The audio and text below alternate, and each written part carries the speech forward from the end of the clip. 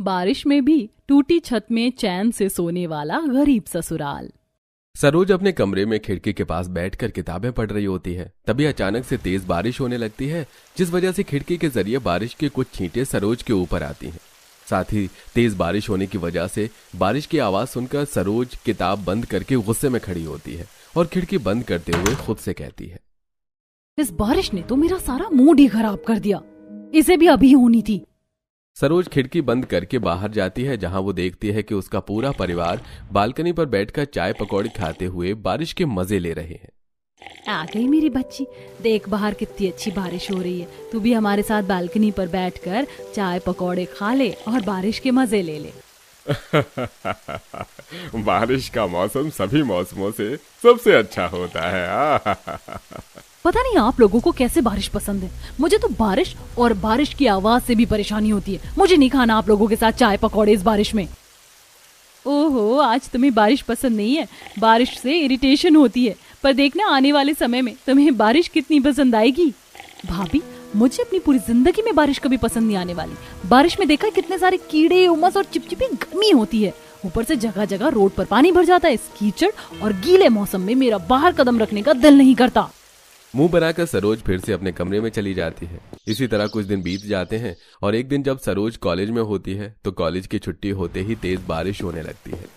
अब सभी बच्चे बारिश में भीगते हुए मजे से घर जाते हैं, तो वहीं कॉलेज के बाहर भरा पानी और बच्चों को देखकर बारिश में जाता हुआ सरोज अपनी दोस्त से कहती है, बाहर बारिश का कितना गंदा पानी जमा हो चुका है और उसमें भी कैसे ये सारे लोग भीग रहे हैं और गीले कपड़ों में घर जाने को तैयार हैं। तू कभी बारिश को एंजॉय नहीं करती, इसीलिए तुझे बारिश से इतनी चिढ़ है। पर आज मैं तुझे बारिश में एंजॉय करवाऊंगी, फिर देखना तू। तुझे ये गंदा पानी नहीं बल्कि बारिश की बूंदें नजर आएंगी और बारिश होते ही तू भी मोरनी की तरह इस बारिश में नाचना शुरू कर देगी। सीमा काफी जिद करती है, पर सरोज बारिश में भीगने को तैयार नहीं होती और बारिश रुकने के बाद जब उसका ड्राइवर आता है तो वो अपने ड्राइवर के साथ घर जाती है। इसी तरह कुछ दिन बीत जाते हैं और एक दिन सीमा अपने कुछ दोस्तों के साथ एक रेस्टोरेंट में जाती है, जहां वो बाहर छाते के नीचे टेबल कुर्सी पर बैठकर खाना एंजॉय कर रही होती है। मौसम तो एकदम से बदल गया है, किसी भी वक्त बारिश हो सकती है। अगर बारिश होगी तो मजा आ जाएगा। यार प्लीज मेरे सामने बारिश का नाम मत लिया करो। बारिश का नाम सुनते ही मुझे वही चिपचिपी गर्मी, रोड पर जमा गंदा पानी, कीड़े नजर आते हैं। इसीलिए जब मैं यहाँ से चली जाऊं तभी बारिश शुरू हो। सरोज इतना बोल ही रही होती है कि तभी अचानक से बारिश शुरू हो जाती है। जहां सरोज के सभी दोस्त बारिश में भीगने लगते हैं तो वहीं सरोज रेस्टोरेंट के अंदर जाती है। पर इस बार सीमा भी पूरा मन बना लेती है कि वो सरोज को गीला करके रहेगी और इसीलिए वो जबरदस्ती उसका हाथ पकड़कर उसे बाहर खींच कर लाती है और बारिश में गीला करती है। देखा, बारिश इतनी भी खराब नहीं, मजा आ रहा है ना। इस बारिश में और गंदे पानी में खड़े होकर तुझे मजा आ रहा है, मुझे नहीं। तेरी वजह से मैं पूरी गीली हो गई। अब मैं घर कैसे जाऊंगी। सरोज अपनी दोस्त पर चिल्लाने लगती है और चिल्लाती हुई रेस्टोरेंट के अंदर जाती है। तभी वहां दीपक नाम का एक वेटर आता है और ये सब देख सरोज से कहता है, लगता है आपको गीला होना बिल्कुल भी पसंद नहीं है। आप बड़ी परेशान भी लग रही हैं इस बारिश की वजह से। वैसे मेरी बहन ने मुझे टेलर से सूट लाने के लिए कहा था। मैंने टेलर से तो सूट ले लिया, पर अब शाम को ही घर जाकर दे पाऊंगा। पर मुझे लगता है इस वक्त आपको इस सूट की ज्यादा जरूरत है। आप मेरी बहन की ड्रेस ले लीजिएगा। मैं इसी रेस्टोरेंट में काम करता हूँ, 1-2 दिन में आप वापस कर देना। मैं अपनी बहन को समझा लूंगा, वो कुछ नहीं बोलेगी। थैंक यू मुझे समझने के लिए। आप प्लीज मुझे ये ड्रेस दे दीजिए। दीपक अपनी बहन का सूट सरोज को देता है, जिसे बदलकर सरोज अपने घर जाती है और अगले दिन सरोज दीपक को उसकी बहन की ड्रेस देने उसी रेस्टोरेंट में वापस आती है। आप इसी रेस्टोरेंट में वेटर का काम करते हैं? आप बहुत अच्छे हैं। आज तक मेरे दोस्त और घर वाले भी मुझे नहीं समझ सके जितना आप मुझे एक दिन में समझ लिए। आपसे मिलकर बहुत अच्छा लगा और इस ड्रेस के लिए थैंक यू। अरे कोई बात नहीं, ये तो मेरा फर्ज था। दीपक की अच्छाई देखकर सरोज दीपक को पसंद करने लगती है। इसी तरह कुछ दिन बीत जाते हैं और वो दोनों अब रोज मिलते हैं और देखते ही देखते एक दूसरे को पसंद करने लगते हैं। दीपक सरोज को अपनी आर्थिक स्थिति के बारे में सब बता देता है, पर सरोज उसके पैसे से कोई मतलब नहीं रखती। ऐसे ही एक दिन जब सरोज कॉलेज से घर आ रही होती है तो बारिश और रोड पर भरे पानी की वजह से उसकी कार गड्ढे में फंस जाती है। क्या हुआ, तुमने गाड़ी क्यों रोक दी? अरे मैडम, बाहर बहुत तेज बारिश हो रही है, रोड पर पानी भरा हुआ है, गड्ढों का कोई पता ही नहीं चल रहा है। लगता है गाड़ी गड्ढे में फंस गई है। आप गाड़ी में बैठी रहिए, मैं किसी से कहकर धक्का लगवाता हूँ। इसीलिए मुझे बारिश नहीं पसंद। ड्राइवर गाड़ी से निकलकर बारिश में कुछ लोगों से मदद लेता है और गाड़ी को धक्का लगवाता है। कुछ ही देर में सरोज अपने घर जाती है और इसी तरह देखते देखते 10 महीने बीत जाते हैं और एक दिन सरोज के घर उसके रिश्ते की बात चलती है। सब लिविंग हॉल में फोटो देखकर बात कर रहे थे। ये देख सरोज अपने घर वालों को दीपक के बारे में बताती है। पापा, ये क्या कह रही है? इसको उस गरीब से शादी करनी है। अरे तो उसके साथ कभी खुश नहीं रह पाएगी। हाँ पापा, भैया को समझाओ ना। दीपक भले ही गरीब है पर वो बहुत अच्छा है। वो मेरा बहुत ख्याल रखता है। आपको पता है वो बहुत अच्छे से समझता है मुझे कि मुझे बारिश से कितनी नफरत है। मुझे बारिश में बाहर नहीं निकलने देता। अगर कहीं पानी भरा होता है तो मुझे गोद में उठा लेता है। जो इंसान मेरी इतनी फिक्र करता है, क्या मैं उसके साथ खुश नहीं रह सकती? वैसे भी पैसा तो हाथ का मैल है। भगवान ने चाहा तो दीपक भी कड़ी मेहनत करके एक दिन हमारी तरह अमीर हो जाएगा। अभी बस ये बात यहीं खत्म करते हैं। अगर सरोज ने मन बना लिया है तो हम उसकी शादी उसी लड़के से कर देंगे। पर बेटी, तुझे कभी भी लगे कि तू उस घर में खुश नहीं, वो गरीब तेरे लायक नहीं है, तो तू हमें बताना। माँ जी माफ करना, पर नंद जी की बात मानकर आप लोग गलती कर रहे हैं। देखना नंद जी को शादी के बाद अपने फैसले पर पछतावा होगा। सरोज किसी की नहीं सुनती और कुछ ही दिन में सरोज के घर वाले रिश्ता लेकर दीपक के घर जाते हैं।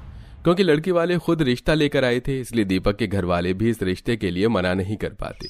देखते ही देखते कुछ दिनों में सरोज और दीपक की शादी हो जाती है और जब सरोज शादी करके ससुराल आती है तो बाहर का मौसम काफी खराब होता है। माँ जी, बाहर बहुत तेज आंधी तूफान चल रही है। मौसम बिगड़ रहा है। बारिश हो उससे पहले देवरानी जी का गृह प्रवेश कर दीजिए। दादी, पूजा की थाल मुझे दे दो। मुझे भी चाचा और चाची को टीका लगाना है। पहले चाचा चाची को घर में तो आने दो। क्योंकि बाहर तेज आंधी तूफान हवा चल रही थी, इसलिए पार्वती जल्दी से अपनी बहू का गृह प्रवेश करवाती है और काजल अपनी भाभी को उसके कमरे में ले जाती है। मैं जानती हूँ आपको अपने ससुराल का कमरा पसंद नहीं आया होगा। आप तो इतने बड़े घर की बेटी हैं। आपका कमरा तो हमारे घर से भी बड़ा होगा ना? ऐसा कुछ नहीं है। घर छोटा हो या बड़ा, बस आपस में प्यार होना चाहिए। और मुझे तो अपना ये छोटा सा कमरा भी बहुत पसंद आ रहा है। सरोज, तुम आराम कर लो, बाहर बारिश हो रही है और कल तुम्हारी पहली रसोई भी है। पूजा और काजल वहां से चले जाते हैं, जिसके बाद सरोज भी सिंपल साड़ी में आ जाती है। अब जहां पूजा अपने कमरे में अपनी बेटी नंद के साथ सोती है तो वहीं हॉल में आशा, सूरज सोते हैं। देखते ही देखते रात ज्यादा हो जाती है और बारिश भी तेज हो जाती है, जिस वजह से आधी रात को सरोज के कमरे की छत टपकने लगती है। पर फिर भी दीपक आराम से सो रहा होता है, पर छत टपकने और बारिश की आवाज से सरोज की आंख खुल जाती है और वो बैठ जाती है। मुझे तो समझ नहीं आता, ये हर साल 3-4 महीने के लिए बारिश का मौसम क्यों आता है? दीपक, दीपक उठो, मुझे नींद नहीं आ रही है। देखो हमारे कमरे की छत टपक रही है और बारिश की भी आवाज कितनी तेज आ रही है। माफ करना सरोज, हमारा घर बहुत पुराना और कच्चा है, इसलिए छत टपक रही है। पर तुम फिक्र मत करो, मैं अभी सारी खिड़की दरवाजे बंद कर देता हूँ, फिर तुम्हें बारिश की आवाज नहीं आएगी। और जहाँ से छत टपक रही है वहां पर मैं कुछ बर्तन लगा देता हूँ, फिर तुम आराम से सो जाना। इतना बोलकर दीपक बाहर से कुछ बाल्टी और पतीले ले आता है और जहां से छत टपक रही होती है उन जगहों पर उन्हें लगा देता है। साथ ही खिड़की दरवाजे भी बंद कर देता है, जिससे बारिश की आवाज तो नहीं आती, पर बारिश जब टपकती छत से बर्तनों में गिरती है तो उसकी आवाज तेज आती है। अब दीपक तो आराम से सो जाता है, पर सरोज को अब भी नींद नहीं आती। दीपक कितने आराम से सो रहा है इस बारिश में टूटी छत के नीचे। भला टूटी छत के नीचे इतनी चैन से कौन सो सकता है? बाहर जाकर देखती हूँ, कहीं बाकी लोगों का भी तो मेरी तरह हाल नहीं है। सरोज जब बाहर जाती है और वो देखती है कि बाहर आशा और सुरेश भी दीपक की तरह चैन से बारिश में टूटी छत के नीचे सो रहे हैं और घर में हर जगह बाल्टी टब लगा हुआ है। यहाँ भी वही हाल है जो मेरे कमरे का है। ये लोग टूटी छत के नीचे भी कैसे चैन की नींद सो रहे हैं और मेरी आंखों में नींद ही नहीं है। कहीं मैंने इस गरीब घर में शादी करके गलती तो नहीं कर दी? कहीं भैया सही तो नहीं बोल रहे थे? अब मैं क्या करूं? सरोज सोचते सोचते वहीं दीवार के सहारे बैठ जाती है और कब उसकी आंख लग जाती है उसे पता भी नहीं चलता। सुबह जब पार्वती, सुरेश और पूरा परिवार उठता है तो वो सब देखते हैं कि सरोज नीचे जमीन पर सो रही है। बहू उठो, तुम बाहर ऐसे नीचे जमीन पर क्यों सो रही हो? तुम्हारी तबीयत तो ठीक है? वो रात को बारिश हो रही थी और घर की छत टपक रही थी, इसलिए मुझे नींद नहीं आई और मैं यहीं बैठ गई। बारिश जब बंद हुई और बैठे बैठे कब सो गई मुझे कुछ पता ही नहीं चला। पार्वती, बहू की नींद पूरी नहीं हुई है। बहू तुम थोड़ा और सो जाओ, तुम्हारी पहली रसोई हम कल करवा लेंगे। नहीं नहीं पापा जी, मैं ठीक हूँ, मैं आज ही अपनी पहली रसोई करूंगी। अब सरोज तैयार होकर बाहर आती है और अपनी नंद जेठानी के साथ अपनी पहली रसोई की तैयारी करती है। बस बस सरोज, हलवे में इतनी चीनी काफी है। काजल, तुमने सब्जियां काट ली? हाँ भाभी, मैंने सब्जियां काट दी हैं। अब मैं घर की सफाई करनी चाह रही हूँ। मुझे भी स्कूल जाना है माँ। कभी तो माँ का पीछा छोड़ दिया कर, अब तेरा भाई या बहन आने वाला है। चल मैं तुझे आज स्कूल छोड़ कर आती हूँ। ससुराल वालों का प्यार देखकर सरोज को बहुत अच्छा लगता है। कुछ देर में उससे मिलने उसके भैया भाभी आते हैं, जिन्हें वो बिठाती है और चाय देती है। कैसी है मेरी प्यारी बहन अपने ससुराल में? हाँ, आज तो तेरी पहली रसोई है ना, इसलिए सोचा कि तेरी भाभी के साथ तुझसे मिलने तेरे गरीब ससुराल आ जाऊं और देख लूं तुझे कि तूने बारिश में कैसे घर में रात गुजारी। सरोज, तुम इस घर में कैसे रह रही हो? रात में कितनी बारिश हुई थी। तुम्हें तो बारिश से इरिटेशन होती है ना?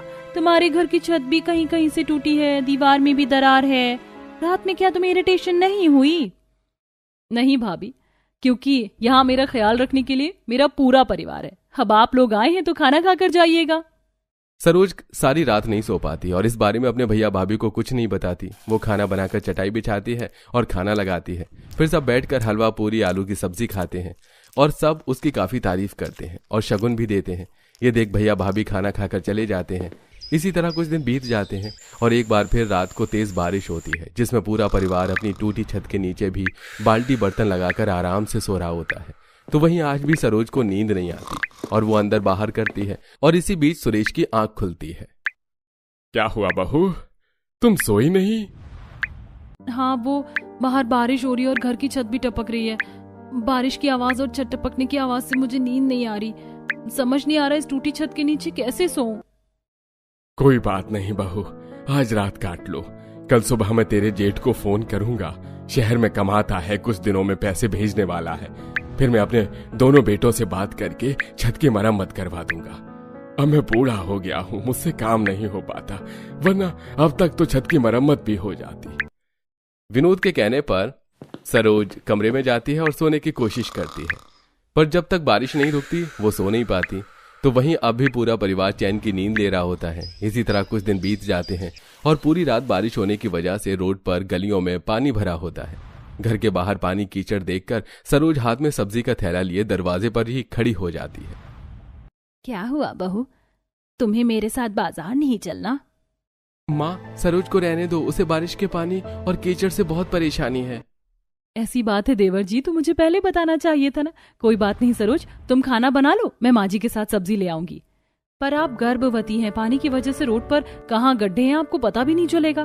माँ, मैं भी आपके साथ बाजार चलूं? मुझे बारिश के पानी और कीचड़ से कोई परेशानी नहीं। हाँ चलो।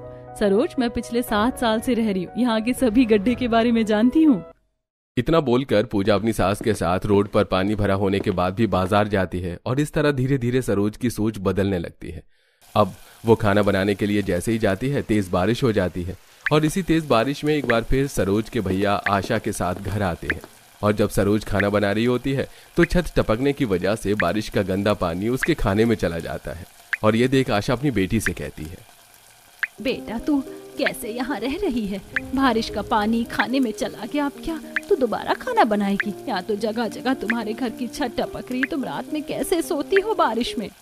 और करो अपनी मनमानी, अगर बड़ों की बात नहीं सुनेगी तो यही सब होगा ना। भैया, आपको मेरी फिक्र करने की जरूरत नहीं है, मैं यहाँ बहुत खुश हूँ। और रही खाने की बात, तो सब्जी खराब हुई है, छोले चावल दाल रोटी अब भी सही सलामत है।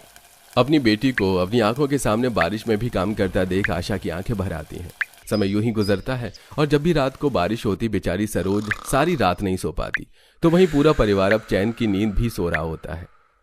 1 महीने होने को है, पर अब तक इन लोगों की तरह मेरी आदत क्यों नहीं बनी टूटी छत के नीचे बारिश में सोने की। भला इस बारिश में कोई टूटी छत के नीचे इतनी चैन की नींद कैसे सो सकता है। सरोज बारिश से जितनी परेशान हो रही थी उतना ही अच्छा उसे अपने ससुराल वालों के साथ लगने लगा था। ऐसे ही एक दिन काफी बारिश होती है जिसकी वजह से न सिर्फ आज उनके घर की छत टपकती है बल्कि उनके घर में पानी भर जाता है। भाभी आप रहने दो, आपको बारिश से प्रॉब्लम होती थी, पर अब मैं आदत डाल रही हूँ आप लोगों की तरह इन परेशानियों का सामना करने की। इतना बोलकर सरोज भी अपने ससुराल वालों के साथ घर से पानी निकालने लगती है और तभी रवि छतरी लिए शीतल के साथ आता है और उसे घर से पानी खाली करता देख उस पर हंसने लगता है। मायके में तो तू बड़े नखरे दिखाती थी कि मुझे बारिश की आवाज से भी चिढ़ होती है, और आज अपने ससुराल वालों के साथ मिलकर घर से बारिश का पानी खाली कर रही है। यही जिंदगी चुनी थी तूने अपने लिए। नंद जी, आप यहाँ ज्यादा दिन नहीं रह पाओगे, हमारे साथ चलो। जब बारिश का मौसम खत्म हो जाए तो वापस आ जाना। ये गरीब लोग आपको कोई फैसिलिटीज नहीं दे पाएंगे। बस बहुत हो गया, आप लोग यहाँ बार बार बस मेरा और मेरे परिवार का मजाक बनाने आते हैं, पर मेरे ससुराल वाले मेरे बारे में बहुत सोचते हैं। और रही मेरे घर की टूटी छत और घर में जमा पानी की, तो बहुत जल्द हमारे घर की छत की भी मरम्मत होगी और घर में पानी भी नहीं भरेगा। और जब ऐसा होगा उस दिन मैं आप सबको बुलाऊंगी रात भर रुकने के लिए। इस बात सरोज अपने भैया भाभी की एक नहीं सुनती, तो वहीं रवि और शीतल भी सरोज की बात सुनकर वहां से चले जाते हैं। देखते ही देखते रात हो जाती है। पूरे दिन पानी खाली करने की वजह से पूरा परिवार काफी ज्यादा थक चुका था, इसलिए छत टपकने के बाद भी वो लोग आराम से सो जाते हैं। पर सरोज नहीं सोती और तभी वो अपनी सहेली को फोन करती है। सीमा, तू जहाँ काम कर रही है वहाँ मेरी भी जॉब लगवा दे। तू बता रही थी वहाँ वैकेंसी है। वैकेंसी फुल होने में समय ही कितना लगता है, तू ऑनलाइन जॉब अप्लाई कर ले। पूरी रात बारिश होती है और सरोज अपनी टपकती छत के नीचे एक कोने में बैठकर जॉब सर्च करती है। अब अगले दिन सरोज इंटरव्यू देने के लिए रोड पर भरा पानी होने के बाद भी बिना किसी को बताए इंटरव्यू देने जाती है और शाम को घर आती है जहां सब परेशान बैठे थे। सरोज, तुम सबको बिना बताए कहाँ चली गई थी? हाँ बहू, तुझे पता है हम कितने परेशान हो गए थे। मैं इंटरव्यू देने के लिए गई थी और आप सबके लिए खुशखबरी है, मेरी जॉब लग गई है। अब मैं अपनी पहली सैलरी से घर की मरम्मत करवाऊंगी। नहीं बहू, तुझे अपनी पहली सैलरी से छत की मरम्मत करवाने की जरूरत नहीं है, क्योंकि शहर से तेरे जेठ ने पैसा भेजा है और कुछ पैसे मैंने भी अपनी पेंशन के रखे थे और दीपक भी कुछ पैसे दे रहा है। इतने पैसे हो गए कि छत की मरम्मत करवा सके। सुरेश अपने दोनों बेटों के पैसे और अपनी पेंशन के पैसे मिलाकर छत की मरम्मत करवाता है। इसी तरह कुछ दिन बीत जाते हैं और सरोज अपनी पहली सैलरी से घर में प्लास्टर पेंट करवाकर अपने मायके वालों को तेज बारिश में घर बुलाती है और सब चटाई पर बैठकर खाना खा रहे होते हैं। चाची, मुझे पता है आज आपके भैया भाभी मम्मी पापा आए, इसीलिए हमारे घर में छप्पन भोग बने हैं। अंकल, आज रात आप हमारे घर ही रुकना, अब हमारे घर की छत नहीं टपकती। हाँ बेटा, आज हम तुम्हारे ही घर में रुकेंगे। सरोज, मुझे बहुत अच्छा लग रहा है अपनी इस बेटी को देखकर। मैंने तुझे बड़े ही नाजों से पाला, पर तूने साबित कर दिया जब इंसान पर मुसीबत पड़ती है तो उसका भी सामना कर लेता है। भैया, अब तो नहीं लगता ना आपको कि मैं यहाँ खुश नहीं? सरोज की बात सुनकर रवि हंस देता है। फिर सब खाना खाते हैं, जिसके बाद काजल और पूजा उनके सोने का इंतजाम करती है। ये सब देख रवि और शीतल की भी सोच बदल जाती है और वो लोग पूरी रात तेज बारिश में सरोज के ससुराल रुकते हैं, पर उन्हें बाहर हो रही बारिश का एहसास तक नहीं होता। और सुबह रवि अपनी बहन से कहता है, आखिर तूने मुझे गलत साबित करके दिखाई दिया। ये सब तूने और तेरे ससुराल वालों ने अपने दम पर किया है। मेरी तरह तुझे कुछ भी किया कराया नहीं मिला। जो रवि हमेशा अपनी बहन का मजाक बनाकर जाता था, आज वो अपनी बहन से खुश होकर घर आता है। और इसी तरह बहुत जल्द दीपक का भी प्रमोशन हो जाता है और उनके घर की आर्थिक स्थिति भी पहले से बेहतर हो जाती है।